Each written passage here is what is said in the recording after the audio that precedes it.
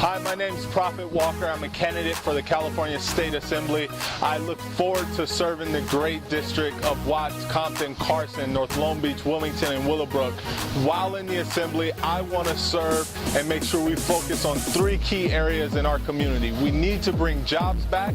We need to make sure we restructure our infrastructure throughout our city. And we also need to make sure that every single child has an opportunity for early childhood education, has an opportunity for summer programming, and make sure we're focused on eradicating the school to prison pipeline, which brings me to the point that we have to restructure our justice system. It is imperative. We currently spend $9,000 a year to educate our children, but about $64,000 to incarcerate them.